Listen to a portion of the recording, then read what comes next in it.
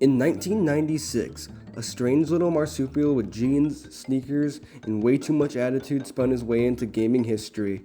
His name? Crash Bandicoot. Developed by then unknown studio called Naughty Dog, Crash wasn't just another platformer.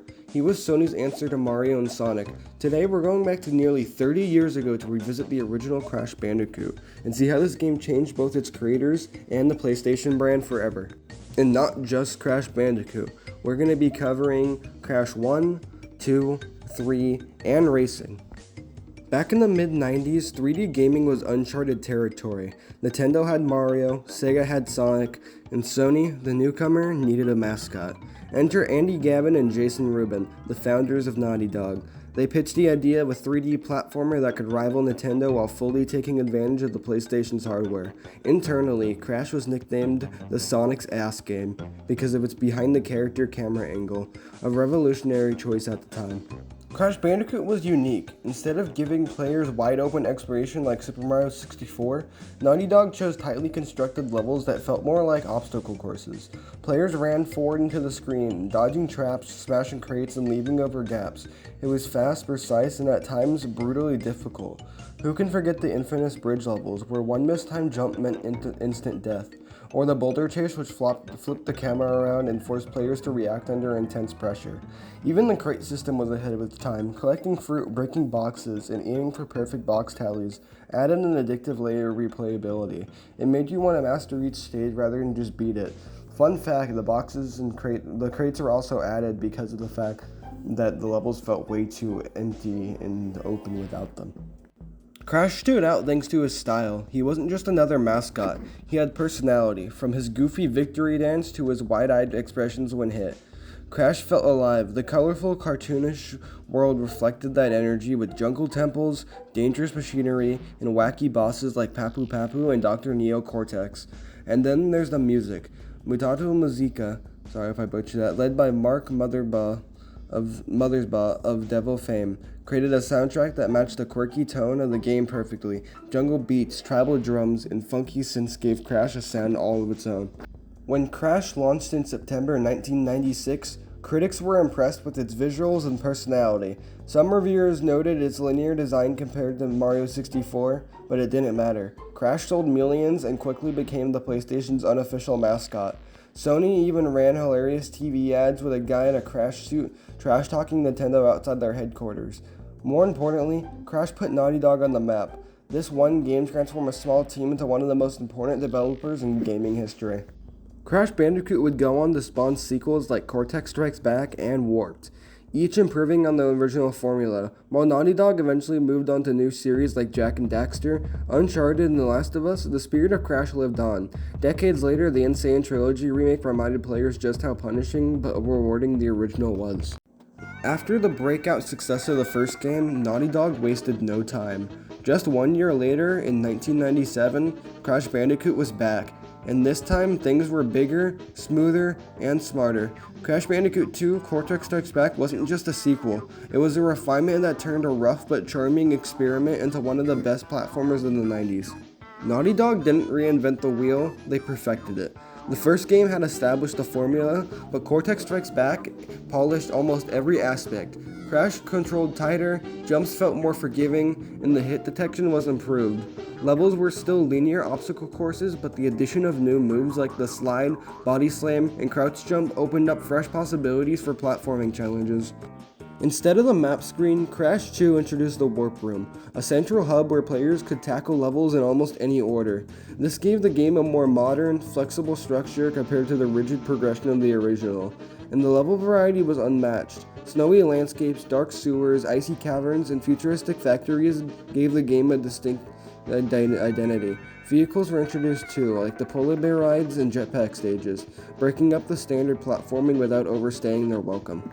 Crash's crate system also evolved. Nitro crates were added, acting as a ticking time bomb for reckless players. Hidden gems and secret routes encouraged exploration and replayability, rewarding players for perfect runs or for discovering alternate exits. Unlike the first game, which locked you out of the box gems if you didn't already have the right color gem, Crash 2 let you backtrack later, making it far less frustrating while still maintaining challenge. On the story side, Naughty Dog doubled down on humor and character. Cortex, now stranded in space, pretends to recruit Crash as his ally to gather crystals. Of course, he's really planning world domination. This tongue-in-cheek story gave Crash more personality without needing complex cutscenes. Coco Bandicoot also made her debut as Crash's sister, adding a supporting character with brains and sass, and then there was N. Gin, Cortex's new right-hand man, complete with a missile launch in his head, a perfect example of the series' goofy villain design. When it released in 1997, Cortex Strikes Back was praised for being everything a sequel should be. The visuals were sharper, the controls were smoother, and the game world was more creative. Critics lauded the new Warp Room system and the fair difficulty balance compared to the punishing first game. Fans agreed. Crash 2 cemented the series as a PlayStation powerhouse. If the first game made Crash a mascot, the sequel made him a legend. Even today, many fans consider Cortex Strikes Back the best Crash game. Its perfect balance of a challenge, accessibility, and charm captured everyday people's love about the series while ironing out its rough edges. The Insane Trilogy remake faithfully preserved that magic, reminding both veterans and newcomers why this was the high point of the classic Crash. By 1998, Crash Bandicoot was unstoppable. 2 games in 2 years, both massive hits. And Naughty Dog was ready to push the PlayStation to its absolute limit.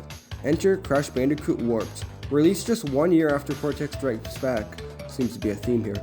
Warped wasn't just bigger, it was bolder, flashier, and more ambitious than anything Crash had done before. To many fans, it remains the definitive Crash experience. Naughty Dog had learned from the first 2 games and knew exactly what made Crash special. For Warped, they doubled down on creativity and variety. With the PlayStation at the peak of its popularity, this wasn't just another sequel, it was a showcase of how far the system could go. Crash 3 introduced a new story hook, time travel, with Uka Uka, the evil twin brother of Aku Aku. Now released, Cortex teams up with Dr. Entropy to gather crystals across history, though it's very clear throughout the game that Entropy doesn't really like Crash. Not Crash, well, he doesn't like Crash either, but he didn't really like Cortex all that much. This gave Naughty Dog the freedom to create wildly diverse worlds, from the medieval castles to ancient Egypt, from the Great Wall of China to the futuristic sci-fi cities. The Warp Room returned, now expanded with 5 themed chambers, each containing 5 levels. The layout gave the game a clear sense of progression while still letting players choose their path. Gameplay-wise, Warp took everything from Crash 2 and expanded it. Crash still had his slide, spin, and body slam, but now he earned permanent upgrades by defeating bosses. Powers like the double jump, super spin, and even Fruit Bazooka added variety and made replays more rewarding. By the end, Crash felt stronger and more versatile than ever before. Variety was Warp's biggest strength, and nowhere was this clear than in its vehicle stages. Crash piloted motorcycles, jet skis, and even biplanes, while Coco got her chance to shine with levels of her own. Riding a tiger across the Great Wall or battling on watercraft, these stages gave the game constant surprises, keeping the formula fresh. There's one specific power-up I want to talk about throughout the game though. When you beat Cortex at the end of the game, you get this thing called the Crash Dash. If you go into earlier levels after beating them, you'll notice that there's this clock that appears. When you hit this clock, the timer starts and you have to get to the level as fast as you can. The Crash Dash is used to get there even faster than you would normally, and is required for what the game adds now, the time relics.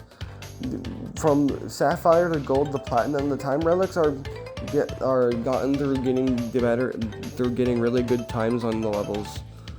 Platinum being the hardest to get, but Gold being the only one. Getting all golds are the only ones that are required to get the final hidden gem at the end of the game from Coco. Visually, Warped was gorgeous for its time. Bright colors, sharp animations, and cinematic cutscenes gave the game a Saturday morning cartoon energy. The music, once again handled by Musato Musica, matched each time period perfectly. Egyptian beats, medieval trumpets, techno-futuristic groups, it was a soundtrack that cemented Crash's quirky identity. And the bosses, what a lineup. Tiny the Tiger in a Coliseum, Dingo Da with his flamethrower, and Entropy manipulating time itself. Each encounter was creative, memorable, and full of personality. When it launched in late 1998, Crash Bandicoot Warped was a smash hit. Critics praised its polish, creativity, and variety, calling it one of the best platformers on PlayStation. Fans loved it too, making it the fastest selling Crash game at the time. By the end of the original trilogy, Crash had gone from an experimental 3D mascot to one of the gaming biggest icons. In just 3 years, Naughty Dog had created a trilogy that stood toe-to-toe with Mario and Sonic. Today, many still consider Warp the pinnacle of the Crash formula. It took the tight platforming of Crash 2 and combined it with endless creativity, variety, and personality. The Insane Trilogy remake only confirmed what fans already knew. Warped wasn't just a great sequel, it was one of the best platformers of the entire 90s. By 1999, Naughty Dog had built a trilogy that defined the PlayStation. But before moving on, they had one last trick up their sleeve. Instead of another platformer, they decided to give Crash his own racing game. The result was Crash Team Racing, a title that not only capped off Naughty Dog's time with the marsupial, but also gave the PlayStation its very own answer to Mario Kart. Spin-offs were nothing new in the 90s, but for Crash, CTR was a gamble. Kart racers were already dominated by Mario Kart 64, and going head-to-head with Nintendo was risky. But Naughty Dog didn't just copy the formula, they refined it, adding depth and personality that made CTR a classic in its own right. And in my opinion, I think it plays much better than Mario Kart. You know, can fight me in the comments on that, but I think CTR, especially Nitro Field, is just a peak racing game. One thing that set CTR apart was its adventure mode. Instead of just a collection of races, players progressed through a full campaign. The plot, an alien named Nitrous Oxide challenged Earth's best drivers to a race for the planet's survival. It was goofy, over the top, and perfectly in line with Crash's style. The hub world's boss races and collectible relics gave the game an in-depth rarely seen in kart racers at the time. It felt like a true Crash game, just on real wheels. Fun fact for this section also, Nitrous Oxide was originally made to kill the Crash franchise. They thought that if they made an alien the villain, that nobody would like Crash anymore. At its core, CTR was all about speed and skill. The drift boost system allowed players to chain turbo boost by timing button presses, adding a layer of mastery beyond simple steering. Weapons like rockets, TNT crates, and Aku Aku Mask gave that chaotic Crash flavor, while clever track design packed with shortcuts rewarded exploration and risk-taking. Balancing accessibility with competitive depth, CTR became more than just a party game. It was a racer you could truly master. The roster featured fan favorites from the trilogy: Crash, Cortex, Coco, Tiny, Dingo Dow, and more.